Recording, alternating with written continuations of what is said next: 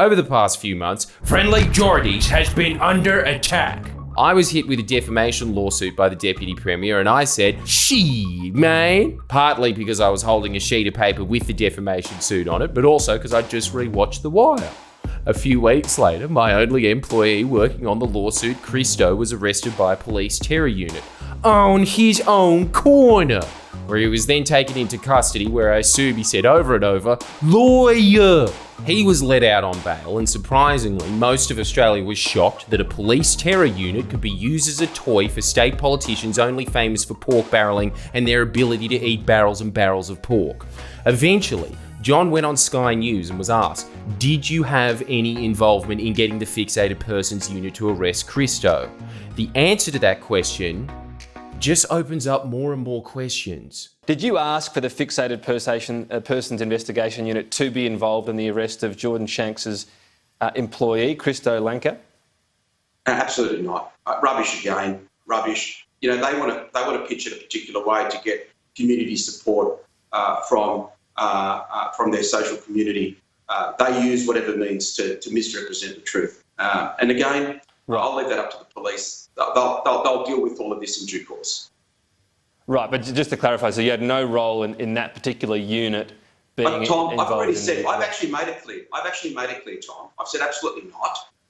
And again, Okay. for you to even be asking that question is an indictment on your level of journalism. John being so offended by the question implies that he knows that it would have been a complete abuse of power and very arguably a corrupt act to call a terror unit on a critic. But if John knows this, why hasn't he come out and publicly condemned the use of the fixated persons unit on Christo?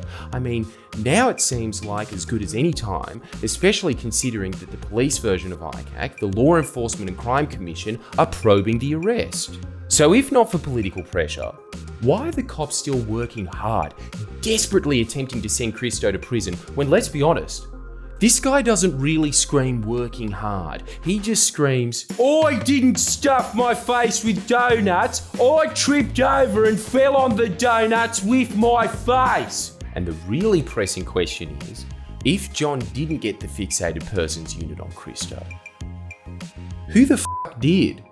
The only other person around was his driver. "Yeah, my fucking driver did it. Arrest him. Get the fixated persons unit to punish him. He made me look bad." Thankfully, I have the answer to those questions, and they're very interesting answers.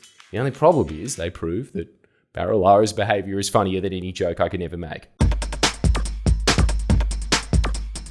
You see, the thing is, I've got John's witness statement. And before you even think it's contempt of court for me to read it, don't worry. From my understanding, it's not relevant to any matter before the courts at the moment, as it's John's witness statement. Are you ready for this? In the matter of Jordan Shanks. I haven't been arrested.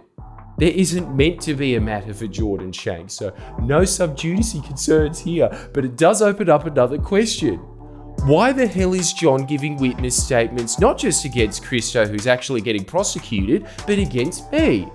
Maybe the answer lies in the statement. Let's read it. It starts with a bunch of boring shit like, "My name is John. I'm 49 years old. I'm the Deputy Premier and my favourite colour is blue. I also like Hot Wheels cars." So we can skip that stuff. It gets funny when he starts whinging. On the 14th September 2020, Jordan Shanks posted a video on Friendlyjordies YouTube channel titled Bros. My social media manager alerted me to the video. In this video, Jordan Shanks or one of his associates has rented out my guest house through Airbnb. Hey, incorrect, John, it was stays.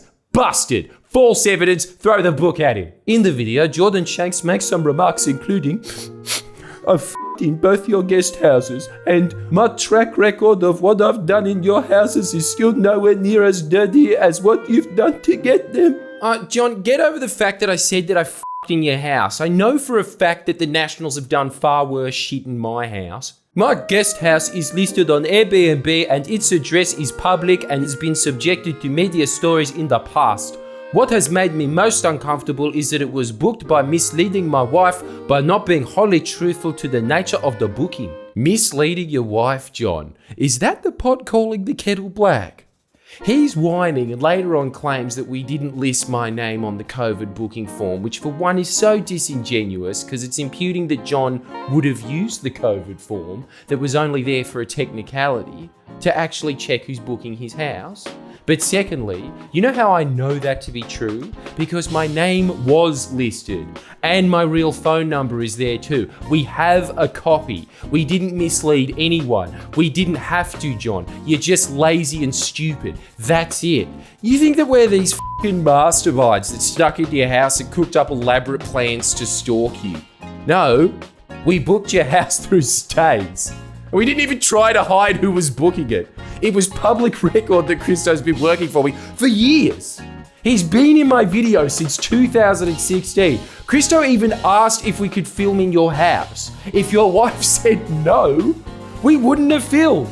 What else could you expect from a guy that has so many skeletons in his closet he thinks being stalked is when people bump into him at Parliament House? Gladys! Matt Ken is stalking me, I saw him! Oh, that's not on, John. Where did you see him? Question time! He was even in the chambers! Oh, well, there's not much I can do about that, John. F*** you, Mum. I'm talking to Dad. I mean, David Elliott. Anyway, as you could imagine, the rest of the statement is essentially these crooked cops and John trying to figure out how to send a comedian to jail for jokes. He said that me and my dad debt trapped our club. I mean, I'm not gonna say it isn't true, but it was heaps mean. Can we behead him now? Not yet, John. You gotta be calculated about this stuff. Let's first beat up his employee's mum, girlfriend, and dog. On the 1 December 2020, Jordan Shanks posted a video on Friendlyjordies' YouTube channel titled, "I called John Barilaro, he answered. My social media manager alerted me to the video. When I was made aware of this video, it was only then I realized who it was calling me on 30 November. I'm not adding anything here. I'm reading it exactly how it was written and obviously exactly how it was said. Now, here's where it gets very, very interesting. Before I read the next bit of the statement, I'm just going to play a little of this Sky News clip. Right, but just to clarify, so you had no role in that particular unit being Tom, involved. I've already said, I've actually made it clear. Tom. I've said absolutely not.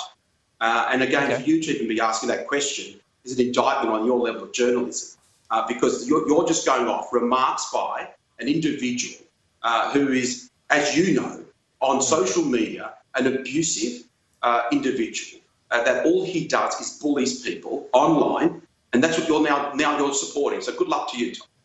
I'm not supporting it, Deputy Premier. I'm just putting something to clarify from you. No, but I answered the question. I answered the question, and then you put the question to me the second time. So I made myself I was just saying in any clear, Tom. yeah. No, I made myself absolutely clear, Tom. About 8:30 a.m. on Wednesday, 2 December 2020, I met with Detective Sergeant McQueen and Detective Senior Constable at my office where I reported the matter. My Chief of Staff, Siobhan Hamblin, organised 4 of the videos mentioned above to be copied onto a USB.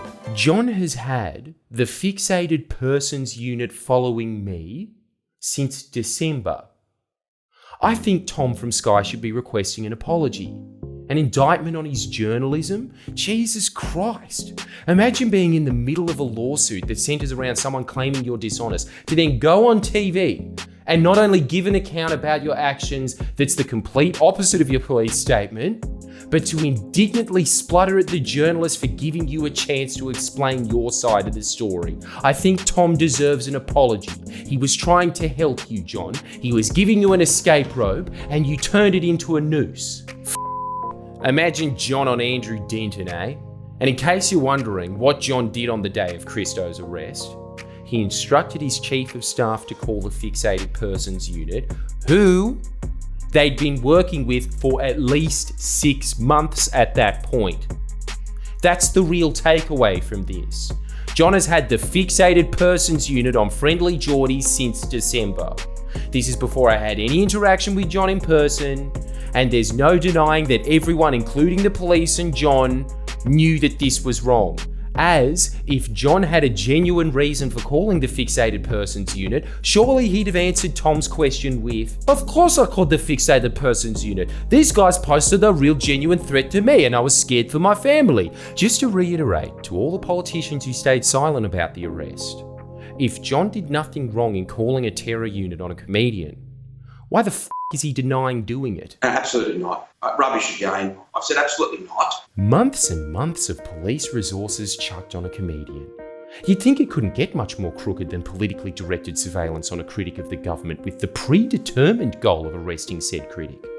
But it does. In his statement, Detective Sergeant Matthew McQueen says that he read a copy of John's lawsuit threat written by Paul's villains, dated on the 18th of December 2020. The really interesting thing about this is, I've never seen a copy of John's lawsuit threat dated on the 18th of December 2020. My one's dated for the 22nd. In plainer terms, the Deputy Premier were using the New South Wales Police Force for their own private financial benefit, figuring out ways for the New South Wales Police Force to intimidate me into emptying my pocket, despite me or my employees not only having never committed a crime, but being so innocent that the police, even as crooked as they are, couldn't figure out how to lay trumped up charges on us back then. So they waited. From my sources, it appears that the police kept a file on Friendlyjordies open for months. Each month, the cops would pull in more resources, attempting to figure out ways to pin us.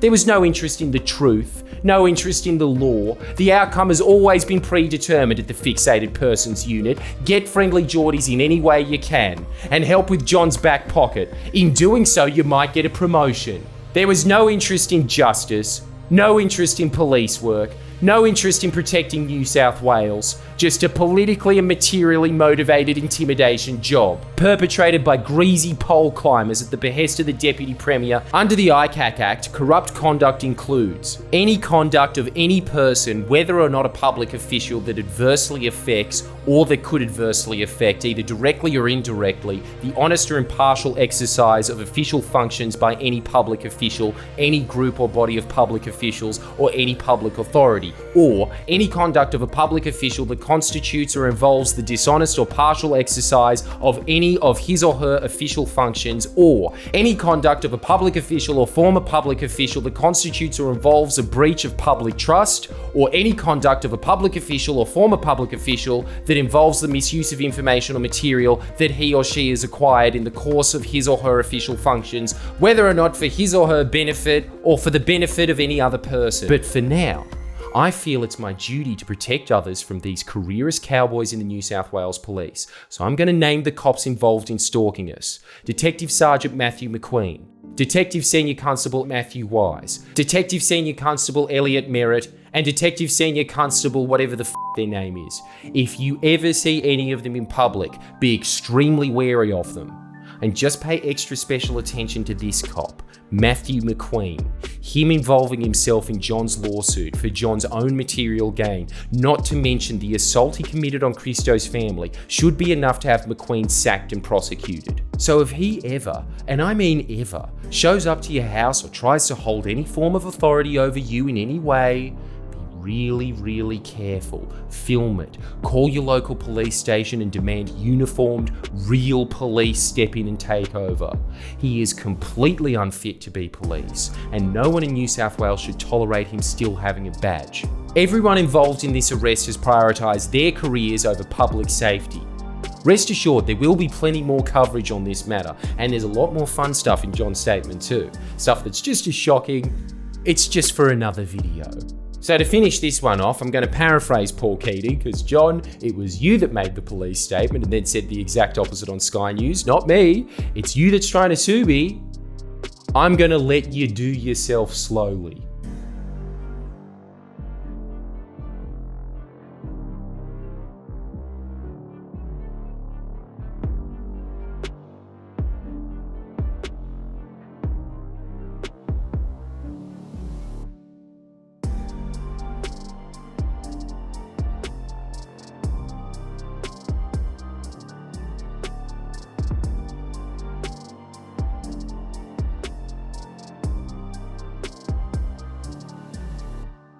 Bros.